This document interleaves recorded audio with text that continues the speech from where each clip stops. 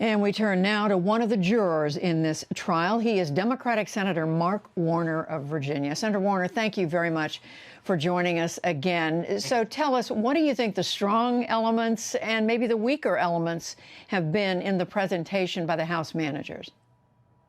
Well, I think the House managers made a very compelling case, and I wish every American would spend a couple of hours, whether they were supporters of Biden or supporters of Mr. Trump, and watch the presentation. Yesterday was very emotional, kind of reliving January 6th. I was on the floor that day. We saw the mobs trashing the Capitol. 7 people dead, 150 law enforcement officers hurt.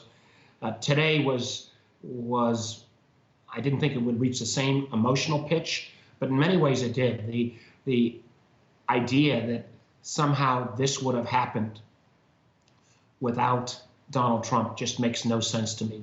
The kind of but-for argument, well, but for Donald Trump calling this mob together, but for him inciting them, urging them to go to the Capitol, his failure then to call them off, since this is a man who definitely knows how to use Twitter, and instead being supportive of this crowd, and then showing no remorse, even as the tragedy and the fact that he was actually putting his own vice president in harm's way. Regardless of how people end up voting, I don't think there are many of my Republican colleagues who in their heart don't know that Donald Trump was responsible for what happened on January 6th. And what I'm hoping is that many of them will think beyond the next 2 weeks, or the next 6 months, or even the next election cycle in 2 years, and think, how do they want to be judged by history? There was an analogy made on one of the shows yesterday that this is in some way equivalent to what happened with Joe McCarthy, the anti-communist red baiter in the early 50s, when he was riding high, and then the Senate, I think, came to its senses, and those who stood by McCarthy were forever, had their reputations forever tarnished. What Donald Trump has done makes what Joe McCarthy did in the early 50s look like child's play. This is exponentially worse, poses a long-term threat to our democracy, has, I think, one of the current concerns I have as somebody sitting as chair of the Intel Committee, the amount of damage this has done to our reputation abroad. And I just hope that my Republican colleagues will think about that and ponder that. And again, I think the House made a very compelling case. And those who are going to hide behind a legalistic arguments such as the constitutionality or due process, it's pretty flimsy, and it may be an excuse, but it's not something I think in their hearts they actually believe. Senator, so you are saying that you think most of your Republican colleagues are going to be voting based on what's good for their own re-election the next time, if they're assuming they're running. I'm saying it's too early to say. I don't. I know there are some on the Republican side who are all in with Trump, all in with these anti-government extremists. I'm not sure they pinned their political future, I think, very crassly to that kind of America that I don't think, frankly, represents the Republican Party. They are Trumpistas. They are not Republicans. But I think there are an awful lot of men and women that I work with consistently. I'm very proud of the fact that every bill I've ever worked on in this job, I've had a bipartisan partner. I'm proud of what we've done on the Senate Intelligence Committee, bipartisan.